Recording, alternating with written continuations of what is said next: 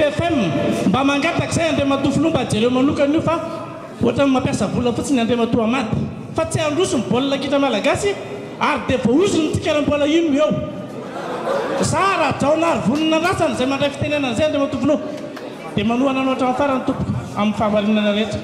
sara tompoko leo amin'ny akavananao no hitako nanangatanana le eo na tsisy fifandraisana amin'ny le fanandrina taminao fa anarana mitovy filohan'ny filakevim-paritany Antananarivo hatramin'izay faly dia faly tompo satria zao manana zavatra goavana be mba hoentina aminao fa ny zavatra alefa dia ohatra mivery anjavony sady lasa ny sasany ka ahoana tompoko mba azoana mail telefona na adresy amezina anao fa aty pilantanako aty misy zavatra goavana be atolotra ho anao ho an'ny firenena misaotra tompoko Andriamatoa filoha tonga eto à France monsieur Jean Charles ny miteny aminao zao ary ny zavatra teniko fotsiny dia zao misy ohatra anao tonga tany amin'ny vadovavy fitovinagny any Manakara zay toerana nahatonga ahy ka nandeha tany Marohita ianao nizery an'io Marohita io ka io zavatra io dia efa projet efa depuis la colonisation io projet io dia hatramin'izao mbola tsy vita foana io projet io ary dia rehefa voafidy ianao dia tonga tany nizery ny zavatra io dia soroko manokana misy no ny ataoko anao Andriamatoa filoha ary ny zavatra agnataiko aminareo zao ahatanteraka an'io port parce que c'est un port à eau profonde donc io zavatra io zany dia da agnataina aminao Andriamatoa filoha mba ho tanteraka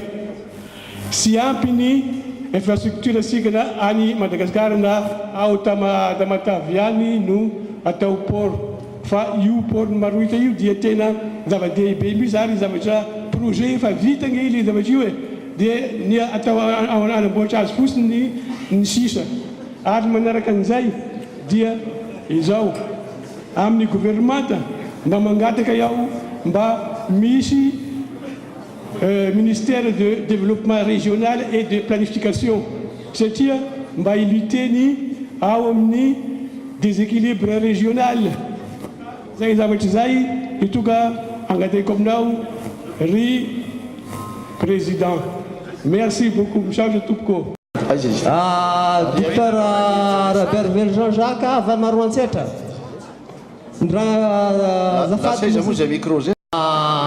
tsisy lala ny lalina aminay akagny avion fô ny mampalahelo zay Maroantsetry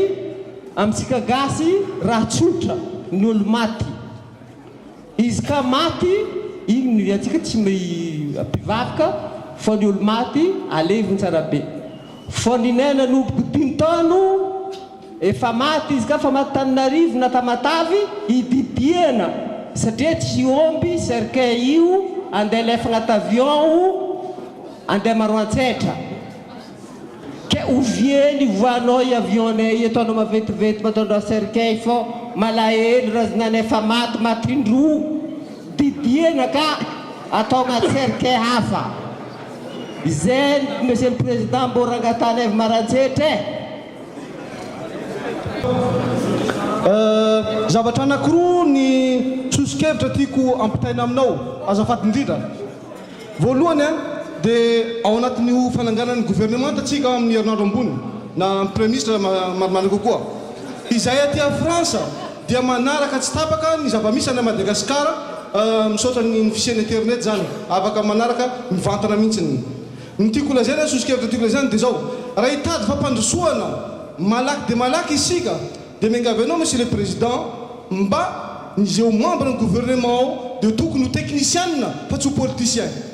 voalohany indrindra zay satria tsika tany andalam-pandrosoana fa tsy tany mandroso mila technicien isika raha ohatra ka mitady fampandrosoana malaky dia malaky faharoa manarakaraka an'izay dia miangavy anao ilaza amin'ny rampanao politika reo tokony hanao ny atao hoe mea culpa izy zao manao mea culpa zany hoe tsy resaka fahadisoana na hoe ninina na diso fa mba mifampi inona itenenana zany s'excuser. Voilà. Raha manao an'izay ireo mpanao politika ireo a dia mino maromaro nao fa tsisy tsony ny adilay politika ny Madagasikara. Misaotra tompoko. Président, zahay avy agny Faradofay zao. Izao mba tianay hambara. Matanjaky ny chambre de commerce agny Madagasikara. Nefa mpiasa tany daholo ny 80% ny aiza moa le mitendry zay azafady fa ohatrany stage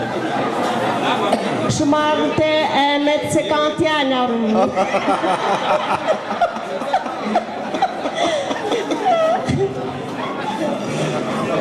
Madame Frito Solange 90% ny gasy dia mpamokatra, ny reniko dia mpamokatra, ny raiko dia commerçant. Nefa ny chambre de commerce no tena matanjaky be ao Madagasikara. Moa ave Monsieur le Président, misy ny chambre d'agriculture zay hikarakara nireo 95% mpamokatra mamorona 27% do PIB angamban'izay any Madagascar. Misaotra tompoko. Général Raoul, miresaka aminao Monsieur Président, dia saika mba antany hoe aiza ho aiza zany le gadra politika. Ianao manko ny teny hoe efa tsisy gadra politika antsony any nefa mbola any izy zay mbola misimisy any ihany, dia mba mangataka an'le famoahana zany raha mety Monsieur le Président. Zay.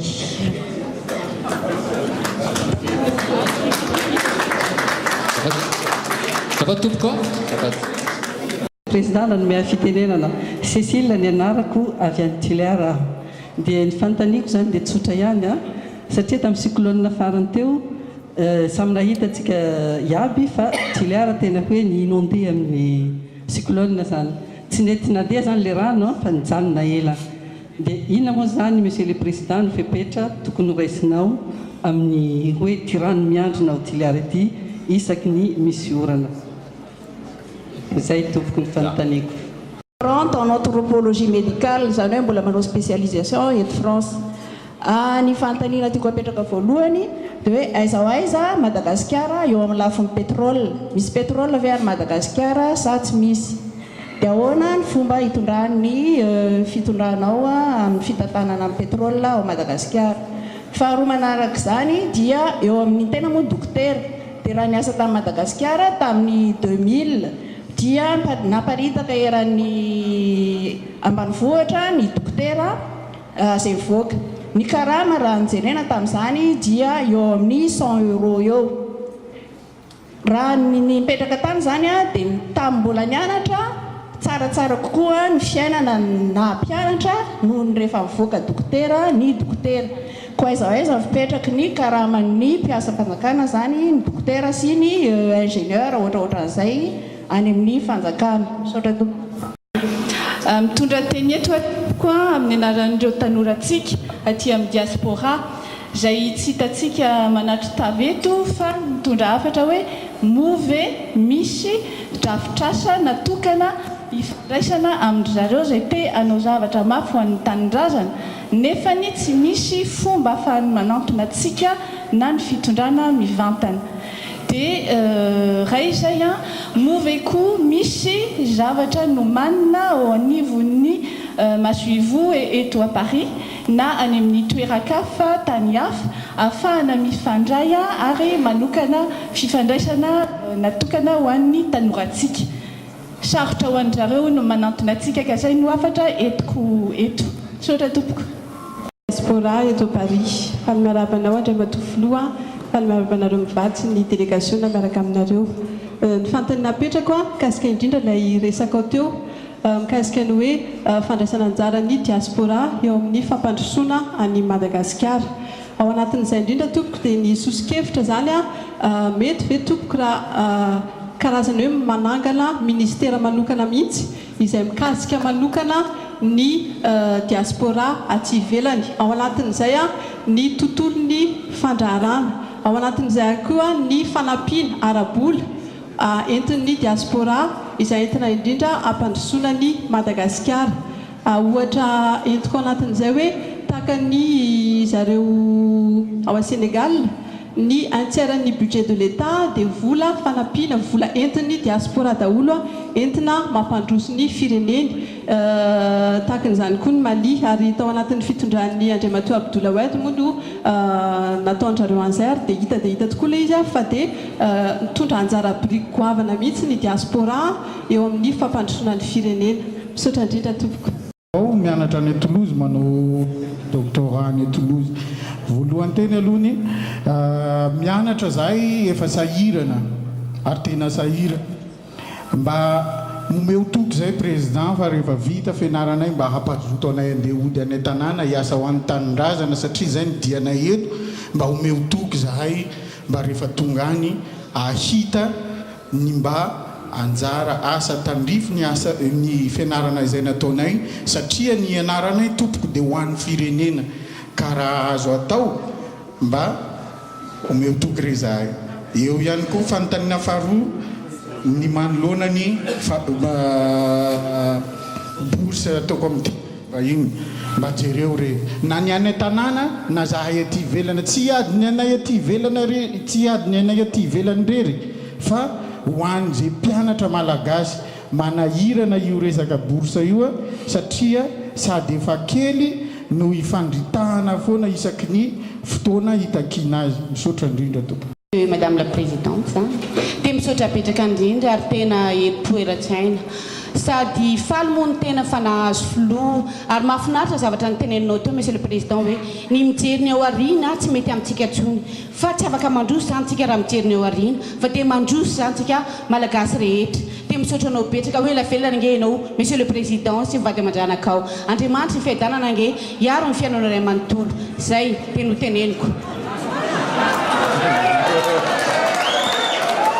Zay fanontaniana voaray zay angamba mbola tsy apatelo le tanana nitsangana teo akory dia ho za hoe ahoana ny andaminana andro zany. Za mahavita ny mijoreto foana aloha fa nareo teritery sepitsepotra ao angamba ny mety ho sahirana mifanositosika ao. Ezahako amalinan'le izy arak'izay nipetrahany fanontaniana rehetra teo zany. Ny voalohany moa mahakasika le investissement amin'ny lafiny énergie. Fitindro kely fotsiny zavatra misy amin'ny lafiny énergie ho andreo zahay tsy manana le information zany dia zao raha amin'ny lafiny hydroélectrique fotsiny jerena dia eo amin'ny 280 mégawatt eo no ampiasaintsika amin'izao fotoana zao eran'i Madagasikara nefa ny any amin'ny 8000 mégawatt latsaka kely ny potentialité atsika eto Madagasikara. Misy marge ngeza be ao amin'izao fotoana zao zany raha jerena ny lafiny coût dia ny énergie hydroélectrique no mora indrindra rehefa tafapetraka izy rehefa tafapetraka izy. Ny problema kely fotsiny amin'le fametrahana azy dia le fotoana mila fotoana ny fametrahana ny resaka barrage maro samihafa reny zany ary mila vola koa ny transport n'ilay izy satria rehefa ny mitoerana anankiray misy an'le barrage dia tsy maintsy mbola apetaka ny poteau maro samihafa hitondrana azy any amin'ny toerana zay tokony ampiasana azy. Zay zany ny olana ao amin'izy nefa dia iny mora indrindra ary mora tezaina indrindra sy karakaraina indrindra eo anatin'ny fotoana maharitra zany. Ka zany mahatonga n'ilay solution maro samihafa zay mety eo amintsika daholo na ny solaire le photovoltaïque ndresahana teo na ny éolienne na ny hydromarin na ny biomasse. Ny problema kely fotsiny raha tsy hoe efa manome toky ianao amin'izany sosikevitra izay hitanao zany dia raha ny fahalalako azy dia ny photovoltaïque sy ny éolien dia mbola somary lafolafo ihany koa fa ny avantageny dia zao na rapitso ary izy apetraka dia tafapetraka. Zay zany no nahafinaritra tamin'ilay hoe afaka heritaona dia efa mipetraka ireo zavatra rehetrarehetra eo tanjosika ny anome énergie betsaka eo amin'ny firenena hiatrehana ny fampandrosoana rapitso satria ihany koa ny olona rehetra dia tokony homena jiro manerina Madagasikara na ny ambanivohitra na ny aty andrenivohitra noho izany dia ao anatin'ny tanjona zay kendrayntsika ny anapariahana zany ny électricité eran'i Madagasikara. Ka dia ampanetretena no andraisana n'ilay sosikevitra zay avany aminao tsika tsy mba tahaka ny ranony kopa tonga namana indray vao mavomavo fa rehefa misy manolo tanana dia ho raisitsika lisika dia ampanatretena nondraisana an'la izy tompo koa dia hodiniana hojerena azo matahotra ianao fa tsy maintsy hovalianay a iny zavatra iny na inona na inona valina izy iny sahiran-tsaina ianareo na izaho koa raha mba sahiran-tsaina ohatra anareo indraindray mieritreritra an'ilay hoe majorité ty betsaka ny resaka etseroa zay mahafinaritra amin'io internet io ange io Facebook io io Twitter io sy ny endrika maro samihafa azahoana mampivezivezy amin'ny fomba aingana dia aingana ny vaovao fa mila mahay manavaka le vaovao koa fa raha tsy zany dia maharary andoha zay angamba mety efa tsisy tsofa efa tapakaralan-drara io ny jerena isan'andro san'andro ao na gazety na radio akoatran'izay misy any amin'ny internet ihany fa ny zavatra misy dia zao ny marina ihany ary efa mitondra firenena ianao a dia tsy maintsy mijery zay fahamarinan'izay sy mahasoa ny firenena mahasoa ny vahoaka zay ny zavatra lehibe a ary tsy tokony andeferana na inona ary tsy tokony atakalo na inona mamelahanareo satria samy malagasy isika no miresaka eto ilaza hoe inona moa ny tena fototry ny adihevitra misy a ny article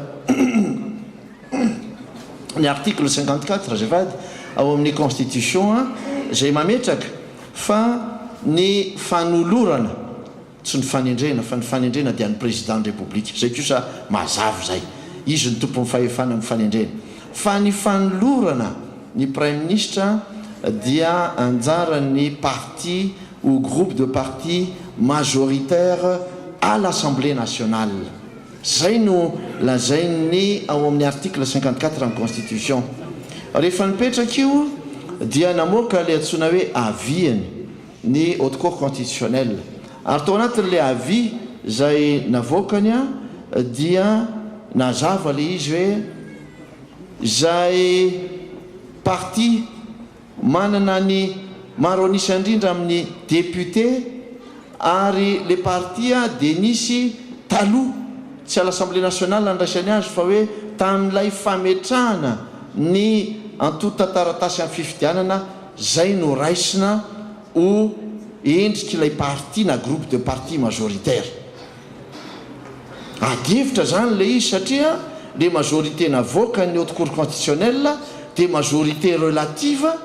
nefa ny famakin'ny olona sasany lay article 54 am'le hoe majorité dia majorité absolue zany hoe 50% plus 1 eo ange le adihevitra raha ny voalohany a raha vao nivoaka ny avian'ny HCC iny a azoko atao tsara ny tsinenony iny satria ny avian'ny HCC a dia tsy milie ny président de république fa noho n'ilay foto-kevitra fihavanam-pirenena noho n'ilay foto-kevitra fandaminana ny firenena noho n'ilay fahendrena hijerena ny ampiarahana andretrarehetra hitambatra ampandroso ny firenena dia hoy za hoe alao a jerena zany endrika adihevitra maro samihafa zany a ho araviny zany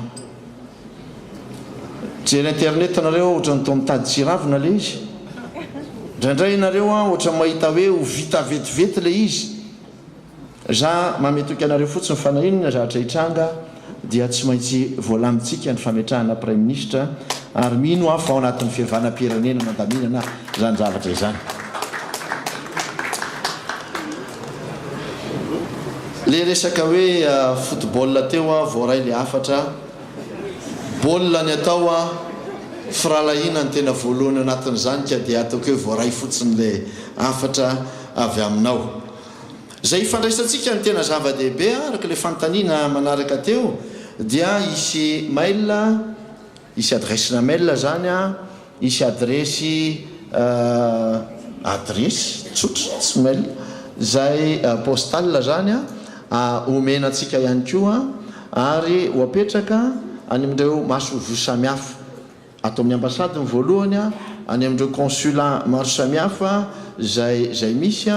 ao amindreo représentation maro samihafa na UNESCO sy ny tahaka izany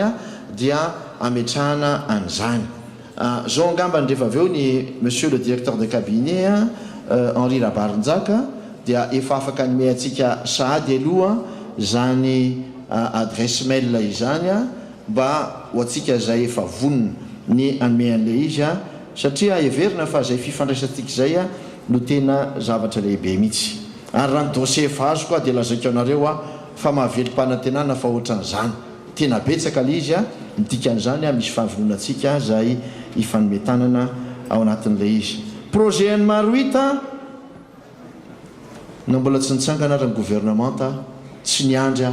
fa tonga dia nandeha nitety ny province nijery ny fotodrafitrasa zay azo atao tany tomasina nijery ny antarana amporony tomasina satria tsy maintsy miatrika fananantsika eo amin'ny sehatra iraisam-pirenendra indrindra amin'izao ny océan indien tsy maintsy hitarina io keny tomasina io a ary misy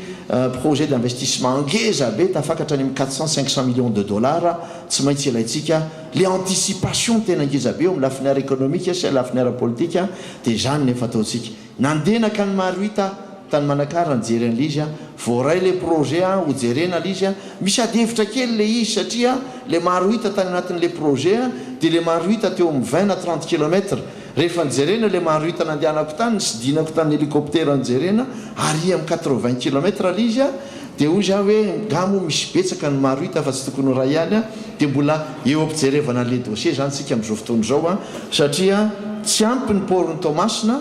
PDB zany a misy any amin'ny 18 millions any amin'izao fotoana izao ny conteneur zay mifamezivezy any amin'iny faritra iny a dia lasa apetraka any Maurice lasa apetraka any Durban nefa ao Madagascar azo anaovana port d'éclatement maro samihafa amin'ireny zavatra zay zay no antony ametrahantsika andreny poro sy tsy maintsy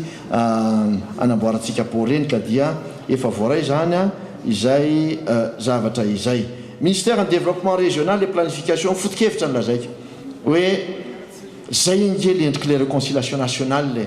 eo ny famitranana fihevanana amin'ny lafiny ara politika amin'ny antojavatra maro samihafa fa eo a le fampandrosoana ara économique rehefa mandroso ny ara économique any amin'ny faritra rehetra za dia misengage fa tsy maintsy ampandrosoana ara économique any faritra rehetra eo Madagascar misy ny arena any zay azona mampandrosoana an'le faritra zay no endriky ny fihavanam-pirenena ihany koa zay zavatra zay tsy maintsy ataontsika ny anamboarana ny lalana amboarana ny télécommunication zay le atsoka hoe connectivité rehefa mifandray ny olona rehefa mifamezivezy ny olona rehefa mifampikasokasoka ny olona foana ny elanelana eo amin'ny izay atao hoe isolement ny olona izay a famezivezy ny olona famezivezy ny vokatra misy échange culturel amin'ny zavatra zay a zay dia efa endrika réconciliation nationale ihany koa zay zavatra io fampandrosoana ny firenena ka dia le izy zany a ny ministère rehetra ny programme rehetra dia efa mazava ho azy fa mandeha ho amin'izay fampandrosoana ny isaparitra izay zany a ary dia isy ihany koa zany a ny ministère zay miandraikitra ny planification maro antsetra voaray ny afatra ny problème kely maro antsetra fotsiny a dia satria simba le piste maro antsetra dia twin sisa ny afaka mipetraka tany a dia marina mihitsy nilay tenina hoe ny twin tsy afaka mitondra izay cercueil amin'ny sy ny razana izay a fa dia efa eo ampijerenan'ly zay a efa nanome baiko mihitsy ahako a talohana izay fanontaniana ho zay tamin'ny Madagascar hoe mba hojerenaingana eo aéroport ny maro antsetra io a satria be dehibe ny zavatra azo hoentina maro antsetra indrindra eo amin'ny lafiny fizahantany zany a ka amin'izay fotoana zay afaka hipetraka eo zany a ny ATR dia voavao azy a ny olana zay napetraka teo ahoana formation gouvernement raisiko sosikevitra le izy a ilaina ny technicien tsy maintsy ilaina ny technicien ilaina ihany koa ny politicien reo a tsy maintsy hojerentsika le fandaminana ao anatin'le izy zany a le balance angeny tena zava-dehibe politicien zay everitsika fa ny tena tsara nge dia izy roa misy politicien zany sady technicien zay ny tena idéal ao anatin'le izy a eo ampijerenana zany tsika amin'izao fotoana izao mila manao miaculpa ny mpanao politique zany ny zavatra sosikevitra mahafinaritra zany sosikevitra zany ary io ny sosikevitra efa mivoiziko foana hoe mpanao politika dia mila samiatrika amin'ny vahoaka ary efa misy tsy mety ataony dia tokony ho sahalaza tsy homenatra mpanao politika hoe tsy netiny nataoko a mialatsiny satria zany tena zava-dehibe zay moa nisy fionana niaraka tamin'ny le ffm lay filan-kevitry ny fampihavana-pirenena dia teo ano nilaza hoe raha nisy tsinety izay natao dia eto ade milaza fa mamela fa sady volonandroso aseny everiko fa zava-dehibe zay zavatra zay za ndray no ohatran'ny hevitretin'ny olona adaladala manao an'izany zavatra zany ka hoy za hoe zany a dia endriky ny toetra demokratika tokony anana ny vahoaka malagasy ary tokony anana ny mpitondra eo amin'ny tantanan'ny firenena ka dia misaotra anao a amin'izany sosikevitra izany misaotra taoko fa rehefa hoe mamela na hoe samy mifamela tsy midika hoe amerina indray a manaraka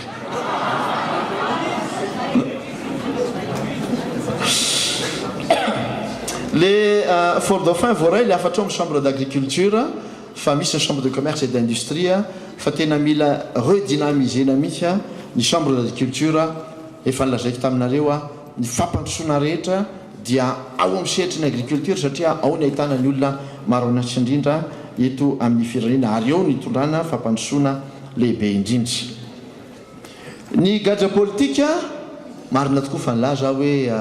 tsy misy ny gadra politika amin'le endrika ara-dalàna zay mahamisy azy mbola misy ny migadra ny antony maro samihafa eo efa nampijerin'ny dossier mihitsy a hoe meo any dossier meo any andinidininy a mba azona manavaka mila mahay manavaka e mila mahay manavaka ao amin'ny zavatra maro samihafa mialatsiny afa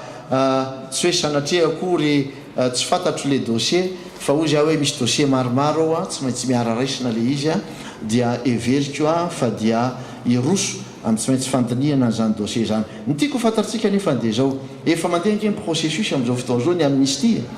efa betsaka no afaka atao anatin'le izy a mba ilazana amintsika zany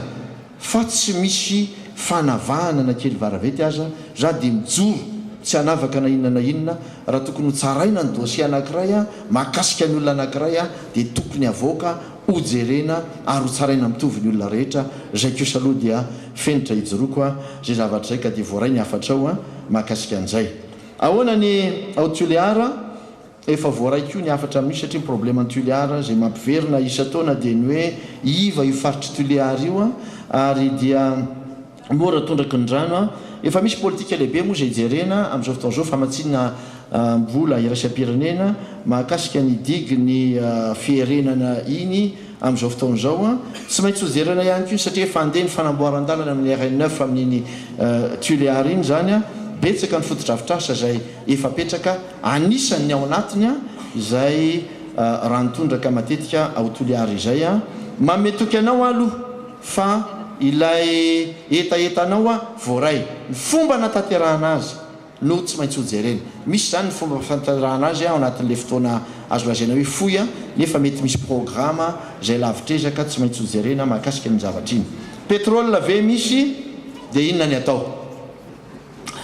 amin'izao fotoana zao zany a dia efa misy fikaroana maro samihafa ao amintsika misy le pétrole hoe onshore offshore zany hoe ny aty anatin'ny tany a sy ny any anatin'ny ranomasina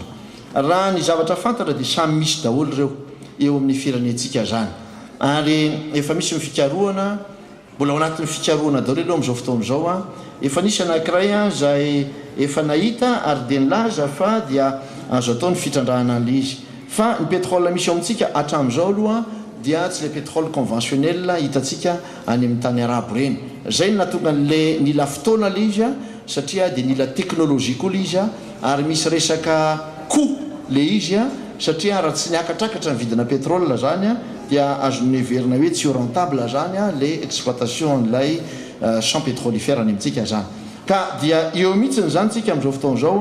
a mijery hoe ahoana ny fomba andaminana an'izany a ny zavatra voalohany nataoko efa mandeha ny étude amin'izao fotoana zao zay nataoko atsika tsy mipetrapetraka tamin'ny ray volana dia tonga dia zany no asa atao a misy cabinet efa miasa amin'izany a mijery a ny loi momba ny gaz a sy ny pétrole mijery ny code a mitovy amin'le code minier zay mahakasika an'izay zavatra zany a mahazo matoky zany nareo fa efa voaray an-tanana ny mahakasika an'izany zavatra izany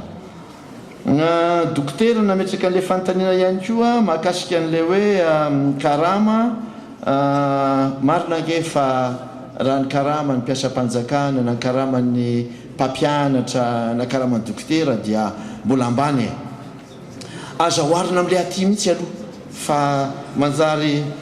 marary ny andohantsika raha vao zay no fampitahana zay atao fa ny zavatra tiako tenenareo fotsiny dia zao mila fandavatena aloha ndraindray le izy za tsy manoe tsy maintsy manaiky an'izay fatalité zay tsika tsy any mihitsy le izy fa am'izao fotoana izao zany a ny zavatra misy a dia ny hoe tsy mety mandeha ny dokotera na dia misy ara amin'ireny le hoe CSB2 reny a any amin'ny faritra maro samihafa tena mitombona mihitsiny lay tsy fandehana le dokotera satria natao le hôpitaly kely a le trano le dokotera tsy misy izy ara hiala ty andreny vohatra ary mitany le misy azy a tonga any a le trano ipetrahany tsy misy a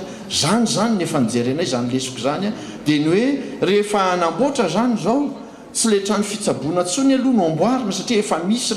reny no atsiaraina reny no atao zay hodonany a fa nijerena dia hoe inona mesure d'accompagnement mba azahoan'le dokotera azahoan'le infirmier azahoan'le sage femme zay tonga any amin'ireny toeran'ireny a azohan'ny fanafody a zay tonga any amin'ireny toerana ireny ka reny a dia endrika karama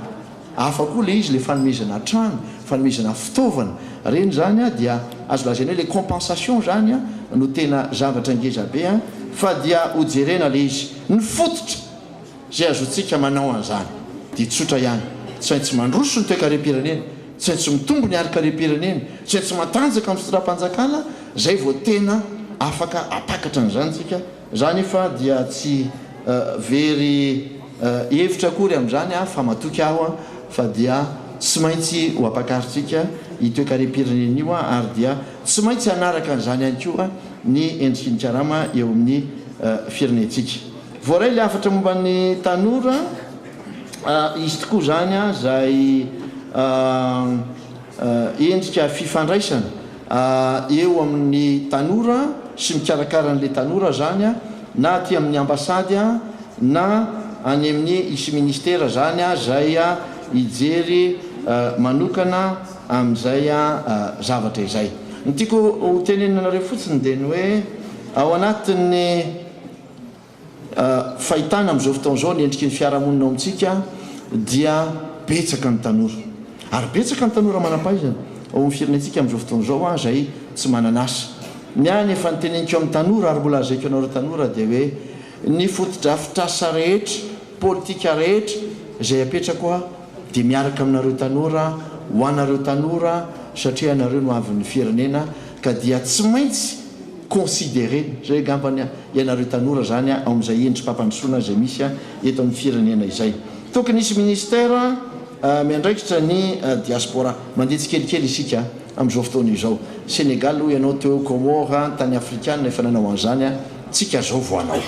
an'le izy nefa zany nge efa azo natao 30 taona lasa 70 taona lasa 10 taona lasa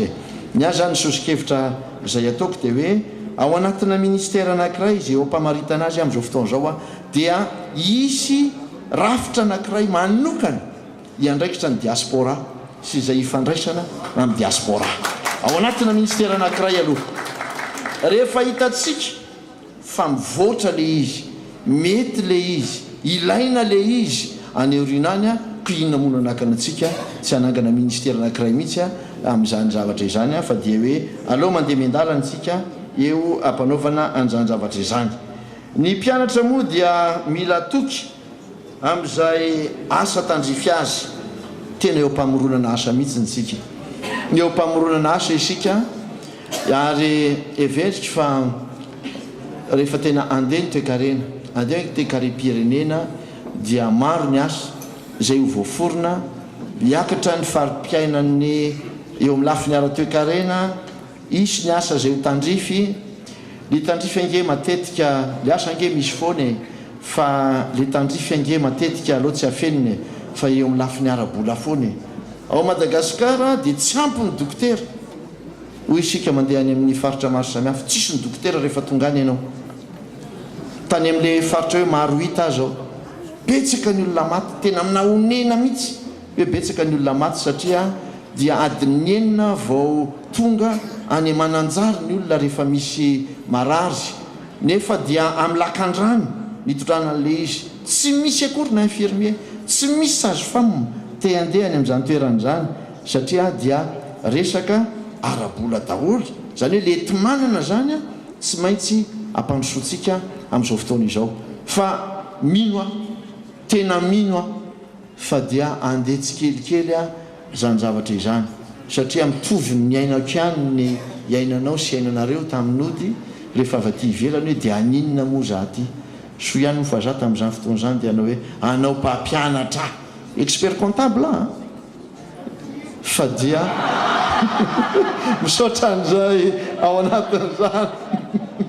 fa dia ho za hoe andeha hampianatra aloha fa tsy mampaninina azy zany satria veritry fa zava-dehibe a za tsy manao hitovy daholo ny olona rehetrarehetra fa dia ho za hoe voaray le afatra ho jerena le izy a voaray koa le resaka boursa misy antony maro samihafa mahatonga an'le izy